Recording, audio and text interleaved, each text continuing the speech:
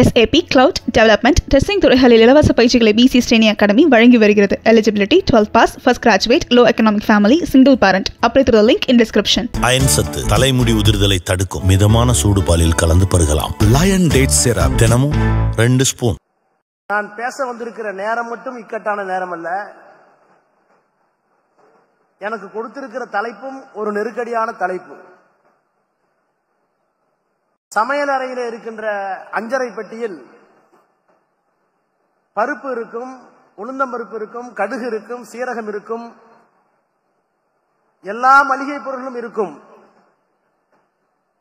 அப்படி இருக்கின்ற ஒரு இடத்தில் சமைப்பது எளிது. ஆனால் அஞ்சரை பெட்டியில் இருக்கின்ற எல்லாவற்றையும் எடுத்து வெளியே தள்ளிவிட்டு திராவிட இயல் என்று சொல்லி அதிலே இருக்கின்ற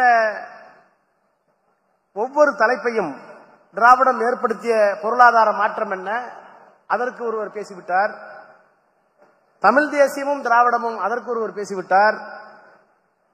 திராவிடம் பேசும் சமத்துவம் அருமை தங்கை பேசிவிட்டார். திராவிடத்தால் விளைந்த சமூக மாற்றம் இன்னொரு தம்பி பேசிவிட்டார்.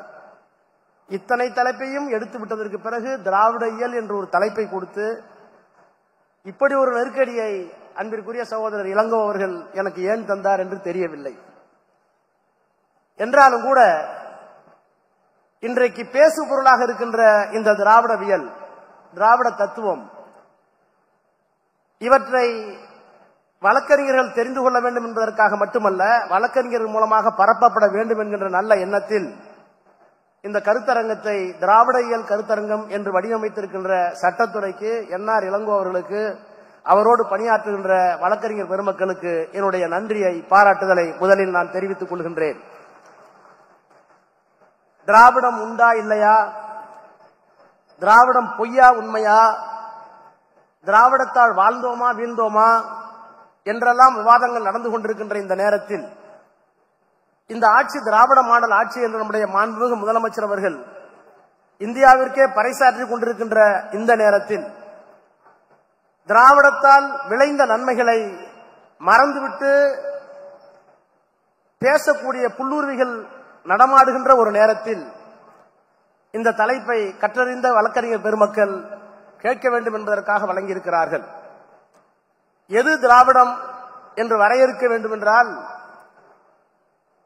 நிறத்தால் திராவிடம் வரையறுக்கப்பட்டது ஒரு காலத்தில்.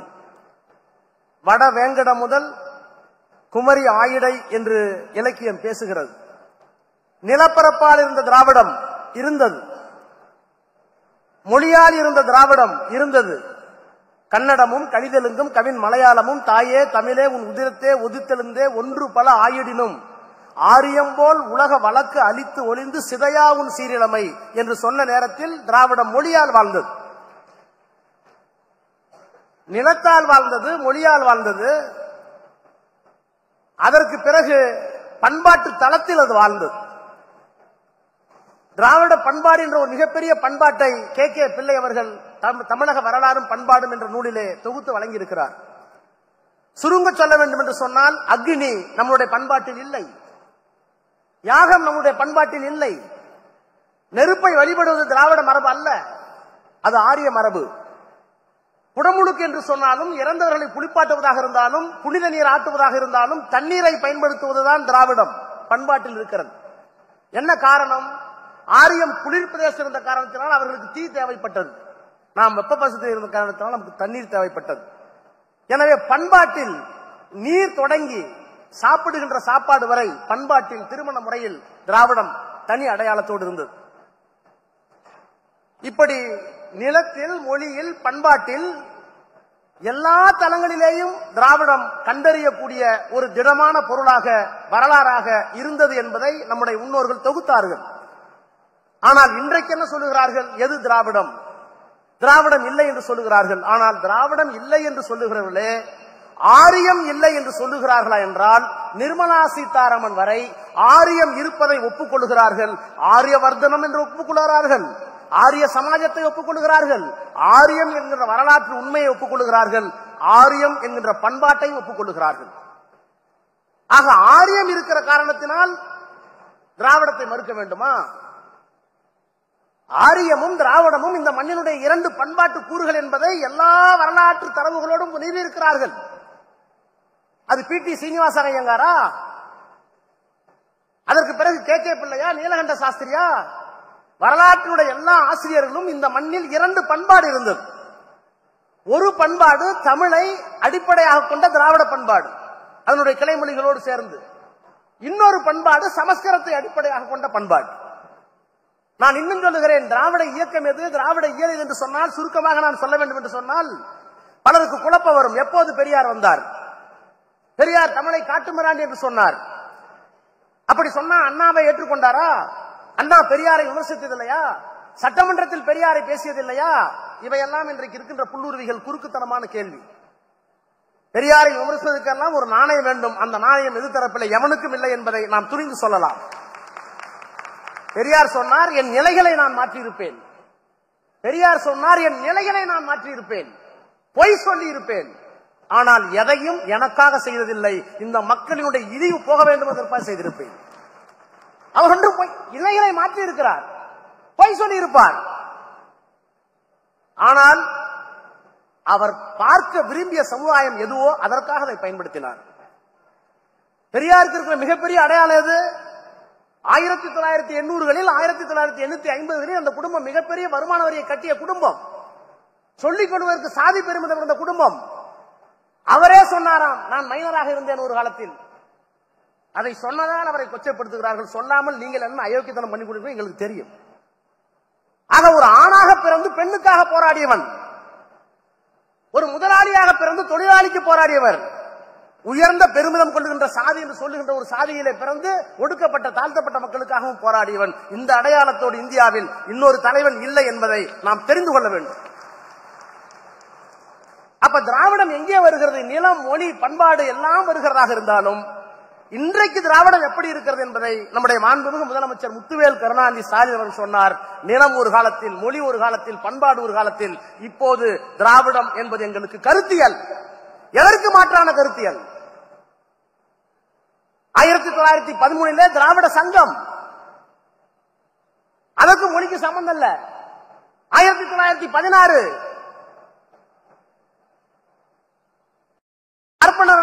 அறிக்கை கொடுத்தார்கள், தென்னிந்திய நல உரிமை சங்கம், அப்பவும் மொழிக்கு சம்பந்தம் இல்ல. திராவிட இயக்கத்தினுடைய மூலவர்கள் தமிழர்கள் இல்லை என்று குற்றச்சாட்டு உண்டு, அதற்குள்ளே நான் போக விரும்பவில்லை. 13 தொடங்கிய போது, 14 தொடங்கிய போது மொழிக்கும் இந்த இயக்கத்துக்கு சம்பந்தம் இல்ல, சமத்துவம் தான் கேட்டாங்க, கல்வியில உரிமை கேட்டாங்க, வேலை வாய்ப்புல உரிமை கேட்டாங்க. பார்ப்பனர் அல்லாத ஒரு அறிக்கை வந்தது. 1925க்கு பிறகு சுயமரியாதை இயக்கம் வந்தது. சுயமரியாதை இயக்கம் வந்ததற்கு பிறகுதான் தந்தை பெரியார் திராவிட இயலில் கடவுள் மறுப்பை, சாதி மறுப்பை, மத மறுப்பை கொண்டு வந்து சேர்த்த ஆண்டு 1925. 1944 வரை சுயமரியாதை இயக்கம். அவர் ஏன் கடவுளை தொட வேண்டும்? நான் சாதியை ஒழிக்க வேண்டும் என்று நினைத்தேன். அது மதத்தில் இருப்பதாக சொன்னார்கள். மதத்துக்கு யார் காவலாளி என்று கேட்டேன். கடவுள் என்று சொன்னார்கள். அந்த கடவுளை நான் ஒதுக்க சொல்லி விட்டேன். மனிதனுக்கு மனிதன் தொடக்கூடாது, கண்ணில் படக்கூடாது, பார்த்தால் தீட்டு, தொட்டால் தீட்டு, தெருவில் நடக்கக்கூடாது என்கின்ற கொள்கையை தாண்டவமாடுகிற ஒரு நாட்டில், அப்படிப்பட்ட ஒரு நாட்டை பூகம்பத்தால் எரிக்காமலோ, சண்டமாறுதத்தால் துகளாக்கப்படாமலோ, சமுத்திரம் மூழ்கப்படாமலோ விட்டிருப்பதை பார்த்த பிறகும் கடவுள் ஒருவர் இருக்கிறார் என்று நான் எப்படி நம்புவது என்று கடவுளின் மீது கோபப்பட்டவர் பெரியார். ஆக கடவுள் மறுப்பு என்பது பிறகு வருகிறது. சுயமரியாதை இயக்கம் 25 தொடங்குகிறது. அப்போது மொழிக்கு தொடர்பில்லை. அதற்கு பிறகு பேரறிஞர் அண்ணா வருகிறார். 49 திராவிட முன்னேற்ற கழகம் வருகிறது. திராவிட முன்னேற்ற கழகம் வந்ததற்கு பிறகு தமிழ் மறுமலர்ச்சி பெறுகிறது. என்ன காரணம்? பெரியார் தமிழை காட்டுமிராண்டி சொன்னான்னு சொல்லுவார்கள். தமிழை காட்டுமிராண்டி முன்னாடி ஏன் சொன்னார்? அதற்கு விமர்சனத்தை ஏற்றுக்கொள்ளவில்லையா? பெருஞ்சித்திரனார் சொன்னார், பெரியார் தான் எனக்கு தலைவர், இந்த சமூகத்தை உயிர்க்க வந்த ஒரே தலைவர் அவர்தான், அவரை விட்டால் தமிழர்களுக்கு நாதி இல்லை, சூத்திரப்பட்டம் ஒழிய வேண்டும் என்றால், சாதி ஒழிய வேண்டும் என்றால், பாலின சமத்துவம் வர வேண்டும் என்றால் நமக்கு இருக்கிற ஒரே பேரொழி பெரியார் தான். ஆனால் மொழி அறிவில் அவர் சிறியார் என்றார். பெரியார் கோச்சுக்கல. பெரியார் ஏன் சொன்னார் என்றால், உன்னுடைய மொழி எங்க போய் நிக்குது? எல்லாம் பக்தி இலக்கியத்திலே போய் நிக்குது. இப்போ ஒரு பெரிய புராணத்தை தூக்கி பேசுறாரு. புள்ளக்கறி கொடுத்துருவீங்களா? பிள்ளைக்கறி சமைக்க ரெடியா? பெரிய புராணத்தை பேசு. கணவனை கொண்டு போய் கூடல கொண்டு விட்டுருவீங்களா? சொந்த மனைவி விட்டு கொடுத்துருவீங்களா? இதுக்கெல்லாம் எவன் தயாரோ அவன் பெரிய புராணத்தை பேசுவது பற்றி எங்களுக்கு அக்கறையில் பேசு. ஆனால் எங்கே திராவிடம் இருக்கிறது என்றால், எப்போது திராவிடம் மாறுகிறது, மொழியோடு வருகிறது என்றால், எது திராவிடம் என்றால், இப்ப பெரியாரையும் அம்பேத்கரும் ஒரே நேர்கோட்டில் நிறுத்த முடியுமா? ஏன் நிறுத்த முடியுமா? பெரியாரையும் அம்பேத்கரையும் நேர்கோட்டில் நிறுத்தாத எவனும் மூளை உள்ளவனாக கருதக்கூடாது. மதம் ஏன் வேண்டாம் என்று சொன்னார் பெரியார். பெரியார் சொன்னா பெரியார் நீங்க உங்களுக்கு பிடிக்காது. நான் சொல்றேன், இந்து மதத்தினுடைய சாரம்சம் என்ன? பிலாசபி ஆஃப் இந்துவிசம் எடு. 4 தானே. Graded inequality. கிரேடட் இன்இக்வாலிட்டி முதல் கருத்து. இரண்டாவது கருத்து படிக்க கூடாத டெப்ரிவேஷன் ஆஃப் எஜுகேஷன். மூன்றாவது பேன் ஆன் ப்ராப்பர்ட்டி. மூன்றாவது உமன் எம்பவர்மெண்ட், உமன்ஸ் உரிமை, பெண்ணுக்கு உரிமை கொடுக்காத. இந்த 4 தான் இந்து மதத்தினுடைய தத்துவம் என்று அம்பேத்கர் சொல்லுகிறார். கிரேடட் இன்இக்வாலிட்டி ஒண்ணு இல்ல. முதலியாரிலே 3 வகை. அந்த முதலியார் இந்த முதலியார் பொண்ணு கொடுக்க மாட்டார். முக்குளத்தோர்ல 3 வகை. அந்த முக்குளத்தோருக்கு இந்த முக்குளத்தோர் பொண்ணு கொடுக்க மாட்டார். ஆதி திராவிடரில் 4 வகை. அவர் இவருக்கு பொண்ணு கொடுக்க மாட்டார். அதத்தான் கிரேடட் இன்இக்வாலிட்டி இந்து மதத்தினுடைய முதல் தத்துவம். அதற்கு பிறகு பெண்ணுக்கு உரிமை கொடுக்காத, சொத்து கொடுக்காத, படிக்க விடாத யாரையும். இந்த 4 தான் இந்து மதத்தினுடைய தத்துவம் என்று பெரியார் சொன்ன போது உங்களுக்கு கோபம் வரல. அம்பேத்கர் தான் சொன்னார் புத்தகத்துல. அதனால்தான் நாங்கள் ஒரு கோட்டை நிறுத்துகிறோம். ஆக இந்த மதத்தை எதிர்த்தது ஆரியம். இந்த மத தத்துவத்தை கொண்டு வந்தது ஆரியம். இந்த 4 கொள்கைகளையும் ஆதரித்தது ஆரியம். அதை மறுத்தது திராவிடம். அதை மறுத்தவர் பெரியார். அது சரி என்று சொன்னவர் அம்பேத்கர். எனக்கு இருக்கிற ஒரே தலைவர் அம்பேத்கர் பெரியார் சொன்னார்.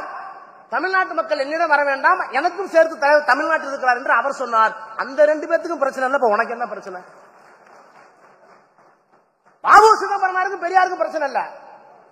பெரியார் படத்தை பார்த்தா கும்பிடுவார். அவருக்கு பிரச்சனைங்கிறாங்க. ஆணைமுத்துக்கும் பெரியாருக்கு என்ன பிரச்சனை?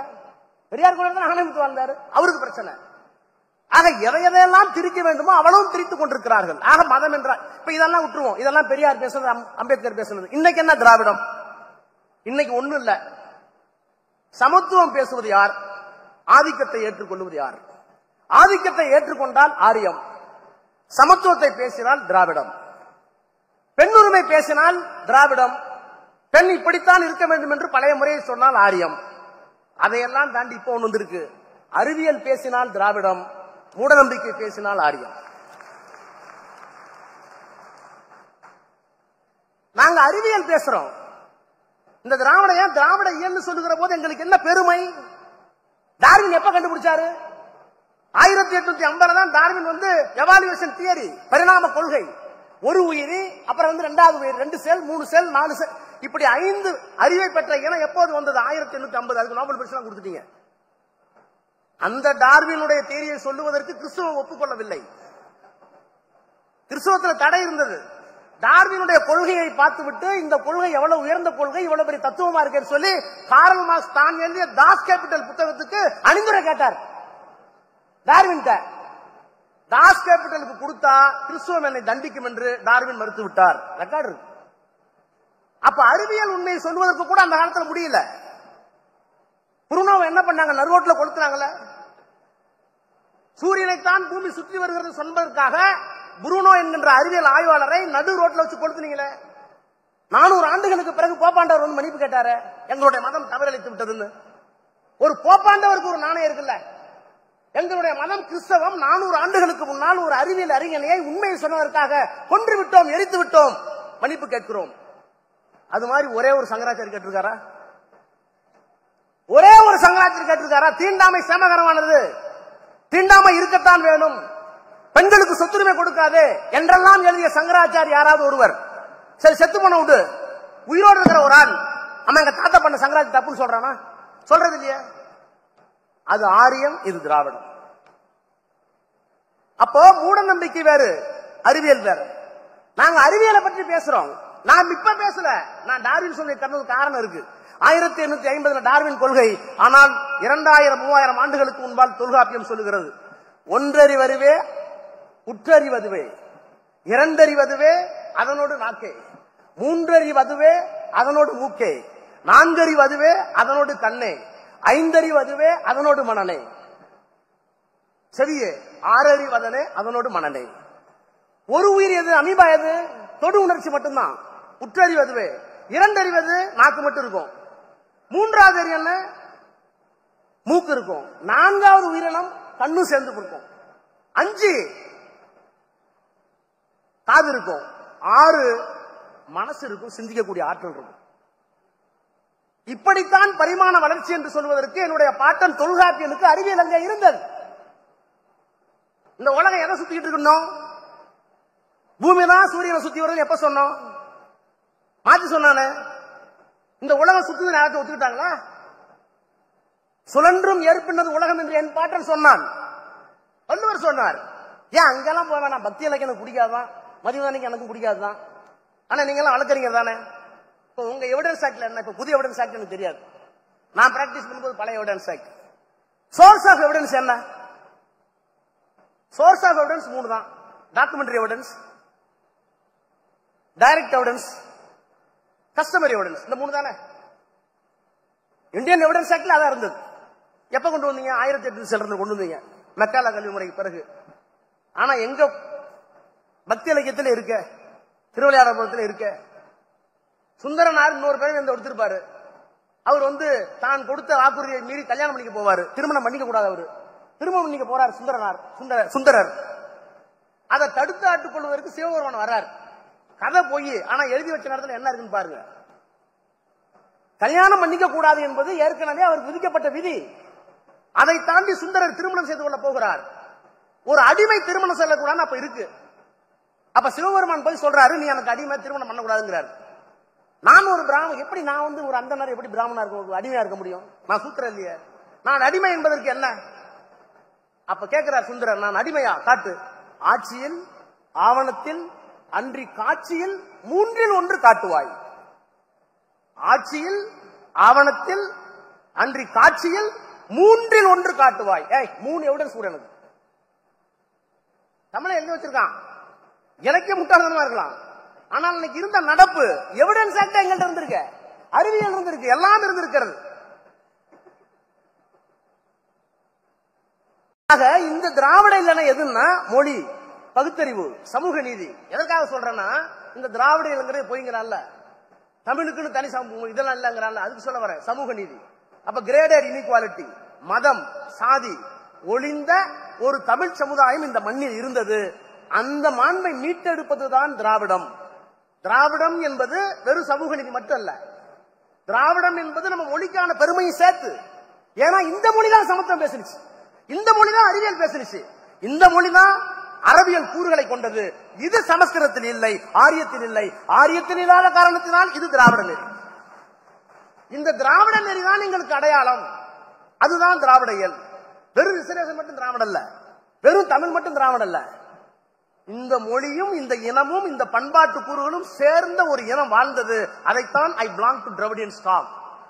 When I am claiming there is a Dravidian stock, we are having something distinct, something different to offer to at large to the nation.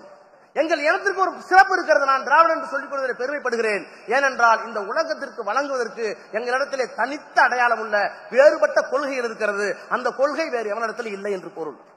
எனவே இதுதான் திராவிடம், இதுதான் திராவிட நெறி, இதுதான் திராவிட இயல். எனவே நிலமாக இருந்தது, மொழியோடு இருந்தது, பண்பாட்டோடு இருந்தது.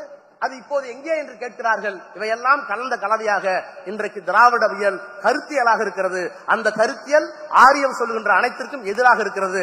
எனவே திராவிட இயக்கத்தை காப்பாற்ற வேண்டிய பெரு பொறுப்பை திராவிட மாடல் ஆட்சி நடத்தி கொண்டிருக்கின்ற நம்முடைய நாயகர் மாண்புமிகு முத்துமையர் கருணாநிதி ஸ்டாலின் அவர்கள் இன்றைக்கு திராவிட மாடல் அரசு என்று முன்னெடுத்திருக்கிறார். இந்த திராவிட மாடல் அரசு மட்டுமல்ல, திராவிட கருத்தியலும் வெற்றி பெற வழக்கறிஞர் சங்கத்தையும் சேர்ந்து போராட அழைக்கிறேன். நன்றி, வணக்கம்.